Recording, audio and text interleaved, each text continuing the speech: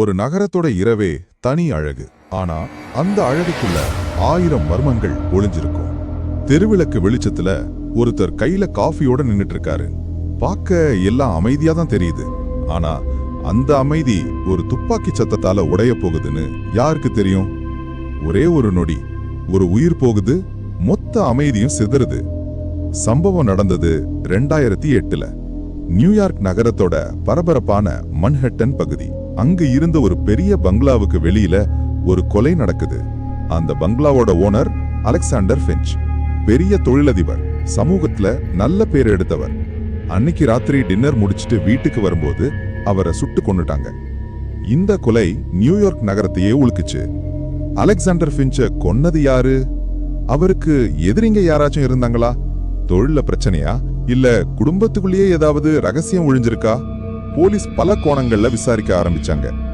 விசாரணையில 2 பேர் மேல போலீஸோட முதல் சந்தேகம் விழுந்துச்சு. ஒன்னு அலெக்சாண்டரோட முதல் மனைவி மேரி, 2வது அவரோட பையன் சாம். மேரிக்கு சொத்து மேல ஒரு கண் இருந்துச்சு. அப்பாவுக்கும் பையன் சாமுக்கும் அடிக்கடி சண்டை வரும். ஆனா 2 பேருமே கொலை நடந்த அன்னைக்கு வேற இடத்துல இருந்ததா சொல்லி நாங்க இல்லன்னு மறுத்துட்டாங்க.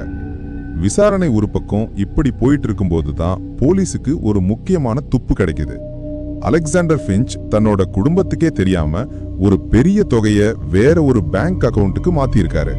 அந்த அக்கவுண்ட் யாருடையதுன்னு பார்த்தா அது ஜான்சனுடையது. ஜான்சன் அலெக்சாண்டரோட நெருங்கிய நண்பன். போலீஸ் ஜான்சனை பிடிச்சு விசாரிக்கும் போது அவன் ஒரு குற்றவாளி மாதிரியே பேசுறான். அப்போதான் அவன் அந்த பேரை சொல்றான், ஆலன். ஜான்சன் என்ன சொன்னான்னா, ஆலன்கிற ஒரு கூலிப்படை ஆளுக்கு பணம் கொடுத்து அலெக்சாண்டரை கொல்ல சொன்னதா ஒப்புக்கிட்டான். யார் இந்த ஆலன்? உண்மையிலேயே இப்படி ஒரு ஆள் இருக்கானா, இல்ல ஜான்சன் போலீஸ திசை திருப்பிடானா? இந்த கதை ஒரு நிமிஷம் இங்கே இருக்கட்டும். இது உங்களுக்கு ஒரு சினிமா கதை மாதிரி இருக்கலாம். ஆனா இதுல வர்ற மர்மங்கள், துரோகங்கள் நம்ம வாழ்க்கையில கூட நடக்கலாம். இந்த மாதிரி பல மர்மமான கதைகளை தெரிஞ்சிக்க எங்க தில்லையின் மர்மங்கள் சேனலை மறக்காம ஃபாலோ பண்ணுங்க. சரி வாங்க கதைக்குள்ள திரும்ப போலாம். ஆலனை போலீஸ் எப்படி தேடினாங்கன்னு பாப்போம். ஆலன், இந்த ஒரு பேரை வச்சுக்கிட்டு போலீஸ் மொத்த அமெரிக்காவிலையும் தேட ஆரம்பிச்சாங்க. ஆனா அப்படி ஒரு ஆள் இருக்கிறதுக்கான எந்த ஒரு தடயமும் கிடைக்கல. ஆலன் ஒரு நிழல் மாதிரி வருவான், வேலையை முடிப்பான், தடயம் இல்லாம மறைஞ்சிடுவான். இந்த கொலை வழக்கிலையும் கைரேகை இல்ல, முகத்தை யாருமே பார்க்கல, அவன் பயன்படுத்தின துப்பாக்கி கூட அவன் பேர்ல இல்ல. போலீஸுக்கு இந்த கேஸ் ஒரு பெரிய தலைவலியா மாறுச்சு. ஆனா பல நாள் கழிச்சு போலீஸுக்கு ஒரு சின்ன வெளிச்சம் கிடைக்குது. ஆலன் பயன்படுத்தின அந்த பழைய துப்பாக்கி ஒரு பழங்கால கடையிலிருந்து வாங்கப்பட்டதுன்னு தெரிய வருது.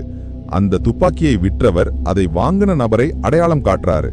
ஆனா அவர் அடையாளம் காட்டினது ஒரு இளம் பெண்ண. அவ பேரு லிசா, ஒரு காலேஜ் பொண்ணு.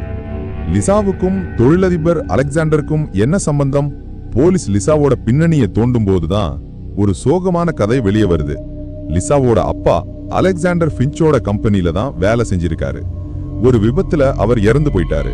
ஆனா அதுக்கு சரியான நஷ்ட ஈடு அந்த கம்பெனி கொடுக்கல. இதனால லிசாவோட குடும்பம் ரொம்ப வறுமைக்கு தள்ளப்பட்டுச்சு.